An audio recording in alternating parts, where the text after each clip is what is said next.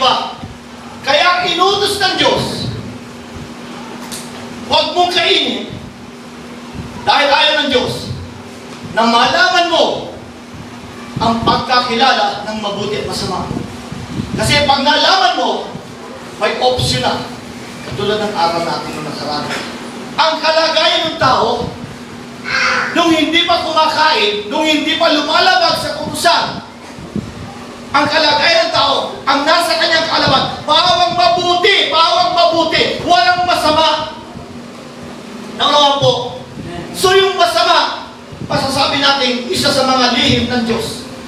Pero kasi, nangyari na kung bakit maraming mga kasamaang lumalaganap, lalo na sa buhay ng mga tao, dahil po sa pagiging disobedience. At yan po ay isa sa mga pandaraya na ginagawa ni Satanas, lalong-lalo na sa buhay po ng maraming Christian. Naunawaan po.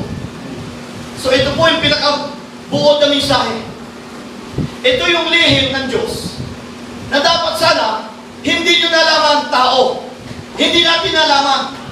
Kung hindi naging disobedience ang ating pong parents, hindi ko malalaman na ako ay kalunyero noong unang panahon. Hindi ko malalaman na ako ay dating magnanakaw. Hindi ko malalaman na ako ay dating sugaron.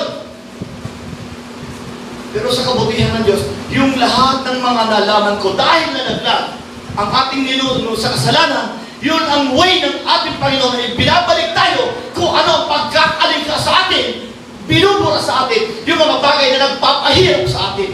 Amen. Naunawaan po. Binubura sa atin na dahil sa pagiging disobedience, nalaman po yung sikreto ng Diyos. Amen? Kung sumunod sa utos, yun lamang pong mga hayag na bagay ang malalaman po natin. Sinasabi ko, wala po dapat mga kasulatan. Kung meron man, pawang sa ikabubuti po natin. Kaya nagkaroon ng Biblia, kaya nagkaroon ng kasulatan, dahil napag-alaman na natin ang ilang sikreto. At ang sikreto nito, yung po ayaw ng Diyos, na tayo po ay makaalam ng masama. Ang gusto ng Diyos, manatili tayo ayon sa Kanya sa pagkakalikha sa atin, makaalam lamang ng mabuti, wala nang iba sa mga tayo ay nilikha ng Diyos bilang isang taong mabuti. Amen.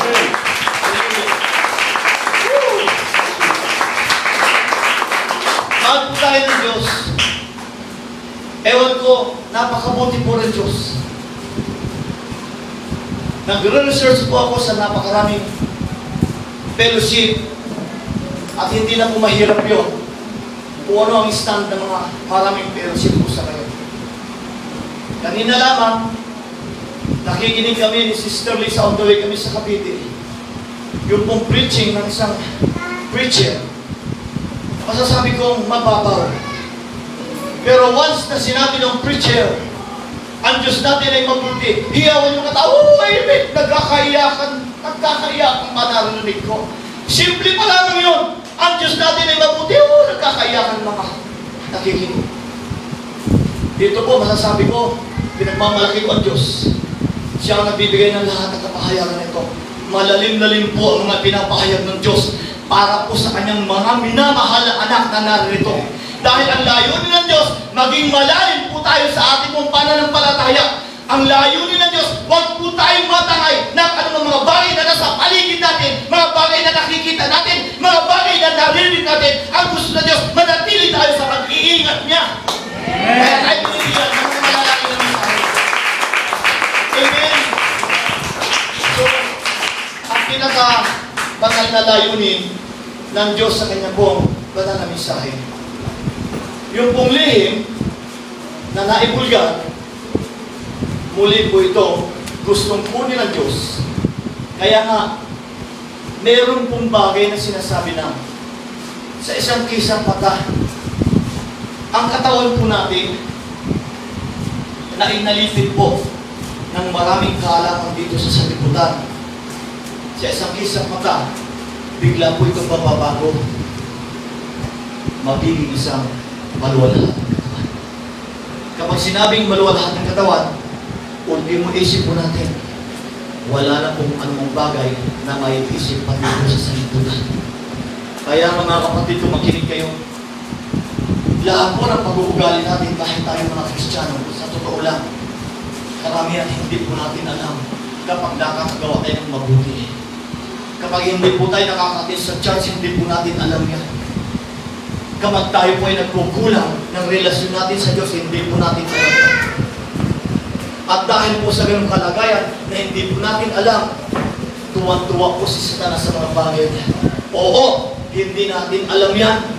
Kaya nga ang panalangin po ng ating Panginoon, bago po namatay sa krus, Ama, patawarin mo sila sapagkat hindi nila nalalaman ang kanilang ginagawa. Hanggang sa ngayon, yung pong panalangin ng ating Panginoon, kahit namatay na siya, 2,000 taon, yung power ng panalangin ay nasa atin pa. Ama, hindi nila alam ang kanilang ginagawa. Kasi bakit? Yung lihim ng Diyos dapat unawaan nung ang tao ay nalaglag sa kasalanan. At yun ang banal na layunin ng Diyos kung bakit siya namatay sa krus, napagkat dahil sa purahin sa ating kaisipan, yung mga bagay ngayon na umalipin po sa atin. Amen. Amen. Alam niyo, kung mag-agaw ko lang, Brother JR, ito si Satanas. Baga sa physical na kalagayan, Pastor, makita naman kita. Ikaw nagpapahirap sa amin eh. Maraming ang kabataan na pinapahirapan nasa iyo, nasa piling na kami ng Diyos eh. Siguro sasagot si Satanas eh, ikaw na rin naman ang target ko eh. Ano lalaban ka? Wala akong magagawa sa iyo kung haharapin kita. Pero may magagawa ako. Lahat ng bagay magagawa ko kapag ako ay nasa pangalan ng ating Panginoong Kristo. Kapag ako ay nasa piling ng ating Panginoon, wala kang magagawa. Amen. Amen. Mga kapatid, naibulgar po ba ang lihim ng Diyos? Hindi ko alam ito. Kilala po ninyo ako. Wala po akong kakayahan alamin ang ilang mga bagay sa kasulatan.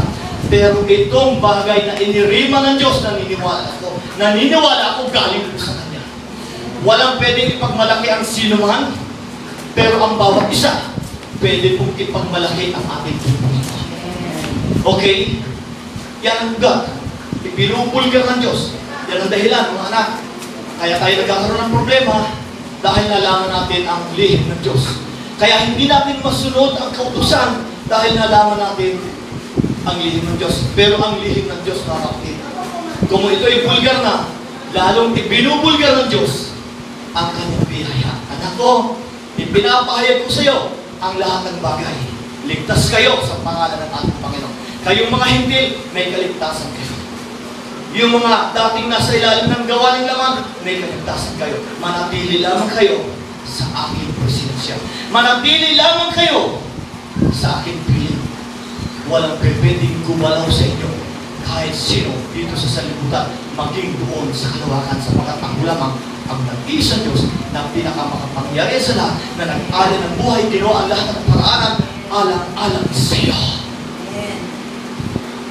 Huwag tayong mawawalan ng pag-asa. Totoo, masarap na meron pong iiyak. Pero dapat yung iyak po natin, tears of joy, luha ng kagalakan. Hindi ko sinasabing ayaw ng Diyos ang iyak ng nahihirapan. Alam niyo kung bakit? Kapag merong anak niya na umiiyak, ang ating Diyos ang unang-unang nahihirapan. Ang ating Diyos ang unang-unang nakakaramdam kapag ang kanyang anak ay umiiyak dahil sa kabigatan. Ano ang ebidensya? Nakikita mo ang bayang hinirang ng Diyos.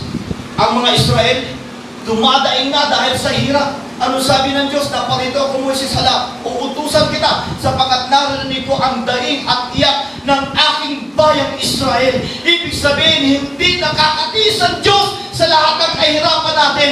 Tumatag ka lamang, magpatuloy ka lamang, makikita mo ang paglilitas ng Diyos sa mga Israel.